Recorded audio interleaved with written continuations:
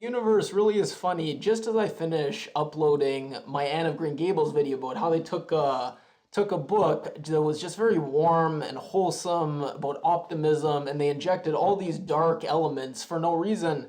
Then I turn on White Fang. Now I've been excited to watch White Fang. Love Jack London. He's the author, and this could be the worst adaptation ever, and I'll explain why. First of all, very mediocre, beautiful visually, the animation, just the animals are so cute, and the forest and the natural beauty is so lush. But other than that, very mediocre. The writing's bad, all those other things. But for them to take, so Jack London, the life he lived, born with nothing, never graduated high school, and just through sheer force of will and his own personality became the best-selling author in all of the country. And it's shocking that he was able to do that, lived such a life, when all the stories you read about, they're based from his own life. When he talks about the gold rush, he was there. He's not someone who just read books and wrote his whole life. He actually lived this full rich life, and living this full rich life, coming into contact with poverty, prison, the wild, and wilderness. And then he took the time and the effort to write these stories about what he learned and what his experiences were, and kind of be a journalist. And he took to a fault very seriously what he was doing here. And when he would write themes in his book and try to put a message, he took it very seriously, almost too seriously. There was one book where he wrote a character called Everest Everhard, I think, and that was the protagonist. And he did that seriously. Thomas Pynchon, I think he had a character named Mike Fallopian in one of his books. It is obviously a joke, parody, but Jack London, it was just deadly serious. So he took himself so seriously, his life, he lived it so seriously. So for them to take his story and just twist the message, not even like take his story, ignore his message and put a different message. No, literally just invert every single, not just message, but also plot points, just to have like the plot major, the important plot points, just have them go the other direction. And I guess maybe it is fitting that for someone like Jack London, who wrote so much about the struggle of existence and might makes right and natural law, that someone would take his work when he's dead and can't do anything to defend himself, and just twist every message, repackage it. And perhaps it's interesting. It shows how little control we really do have, especially over our legacy. Even if you succeed in life and everything goes your way and you become very famous, ultimately you're going to have no control over whether you'll be remembered and how you will be remembered. And it's interesting that I guess it is a form of conquest in a sense. And it's interesting to think that in this increasingly topsy-turvy world, and just the way the world changes and power changes and shifts, will every historical figure eventually be remembered for the exact opposite of what they stood for, what they did, which side they were on? It's just interesting to think about, because in some ways we're already there. And I guess I'll try to quickly summarize why it's such a bastardization.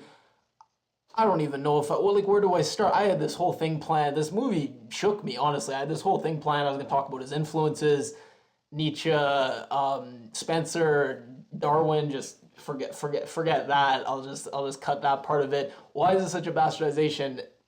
The central message from London's whole work, but this in particular, it was this kind of duality and this struggle to kind of bring these conflicting parts of yourself together. And this was London throughout his whole life. He kind of had this individualism and this independent streak, and him trying to kind of reconcile this with socialism and group loyalty, and him being growing up very poor but being very bright, and then working all his life to achieve success, and eventually he achieves success but never quite gets accepted by the bourgeois society, and never really wants to get accepted. And it's that classic story. Great Gatsby is probably the most famous example of someone born poor with this great ambition to achieve success, and then when they get that success, the ambition doesn't go away, and that hunger and that drive doesn't go away, and usually it ends in tragedy. London's life ended very young. Some say suicide, some say not.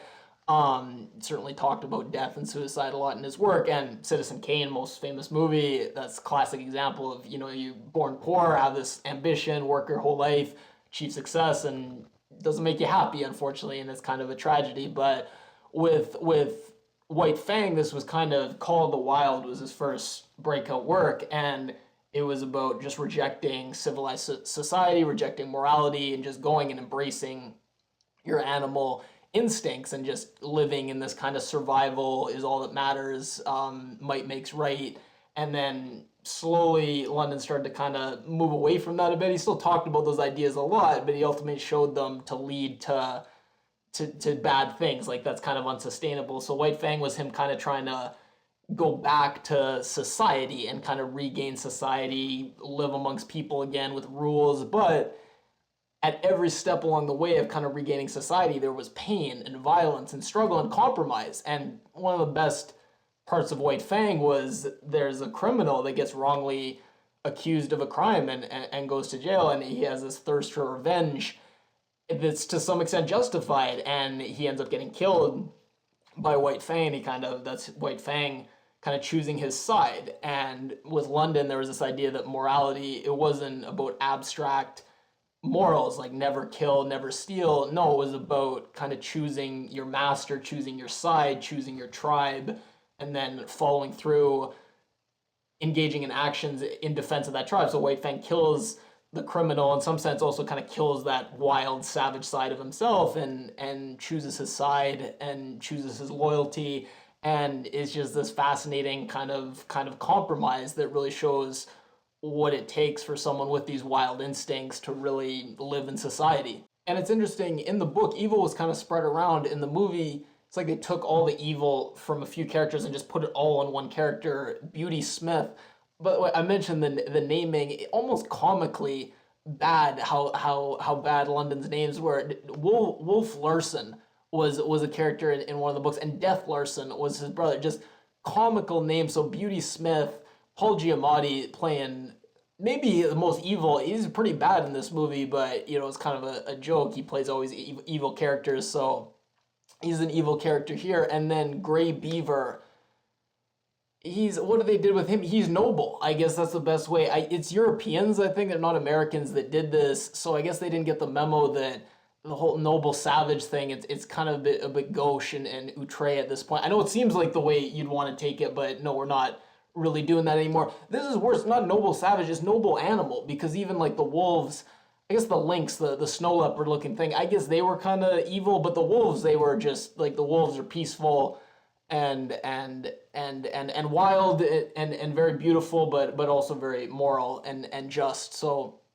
Westworld's doing the noble robots, this is doing the noble animals. I guess we've got all the bases covered. And it's funny, I was reading one of the few articles for this movie, and they said that, I think the people involved with the movie, they use this line now, it's not based on the book, it's based on the memory one has of the book. But I don't even think it's that. I think it's based on, I'd say the memory of reading the Spark Notes of the book, but I've read the Spark Notes for this book, it's actually pretty good. It's more based on like the memory of half listening to your teacher when she went over the book, and you memorized half the names of the characters, the major plot points, and then you try to recreate that. But I feel like it's a combination between people who they read the book, they know the actual message, and they're very rich, they don't got a lot of time on their hands, and for their general amusement, they think it's funny to put the movie out with a complete opposite message. I'm sorry I got heated about this. It's just, imagine if your favorite artist, your favorite musician, your favorite band, long after their death, before they could say anything about it, very rich corporations took their work and said, we're going to do an adaptation, but they changed all the lyrics. So it's the complete opposite of not only the lyrics, but also the way they lived their life, everything they stood for. It would rankle you. And I know, it's just a Netflix movie. It doesn't mean anything. I shouldn't be getting aggravated on Saturday morning. I should be out having fun. I'm priorities and everything, but I don't see just a Netflix movie. I see our heritage and our history just being pillaged and plundered and crumbling before our eyes. Half joking.